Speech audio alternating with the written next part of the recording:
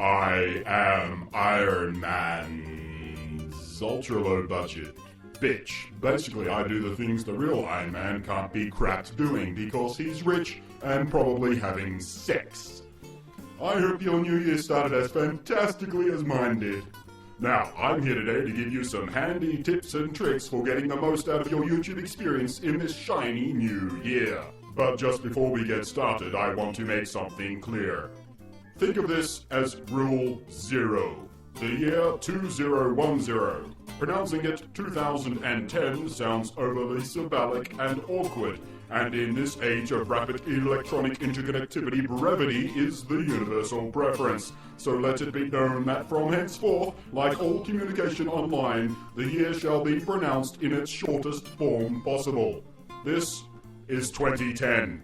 See that? 3 syllables instead of 5, and yes, you prattling rectal cakes, the actuality that this particular tip about being brief was as extended and multisyllabic as possible is irony. Which brings us neatly to Rule 1. Learn to recognize when someone is being deliberately ironic and or sarcastic. Nothing makes you look more like a complete monkey prat quicker than reacting to someone's humorous irony as if it was a serious, factual statement. And also, take 30 seconds out of your miserable little life to look up what irony actually means. I'm sick of people getting it wrong. Rule 2.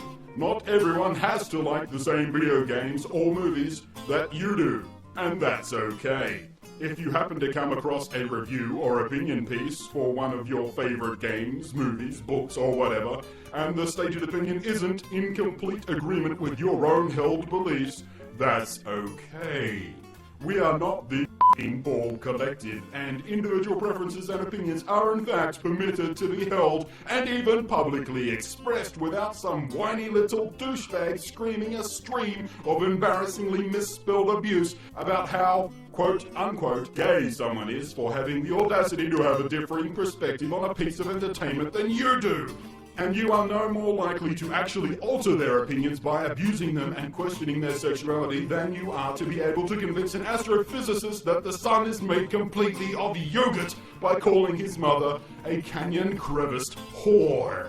Rule 3. Trying to imply that watching an online video was a waste of your time by wasting more of your apparently precious time by leaving a comment that states, "I want my insert length of video back." This is a self-defeating action that only proves that your time is in fact absolutely worthless and you do not have better things to be doing. And even if Doc Brown showed up in his DeLorean and took you back in time while Doctor Who filleted your underused self-abused sexual organ, the chances are better than even that you'd still waste your time all over again. Rule 4. For the love of Pepper Potts perky bits, please learn the difference between the words there, and your, and your. This isn't difficult, it is not complex, you can accomplish it easily, and every single time you get it wrong, you make yourself look like a barely literate spank rag, and anyone who is even slightly more intelligent than a lobotomized mountain goat will instantly assume that you are an idiot. And finally, Rule 5. You're less likely to make a complete prat out of yourself by waiting to hit that post-comment button until the video has actually finished. And to prove this point, if you spot anyone who leaves a comment on this video without using the word gobbledygook, you are encouraged to make fun of them for having the attention span of a caffeinated kitten on crack and failing to follow what is the easiest rule in this list. Enjoy your 2010. And I'll catch you next time.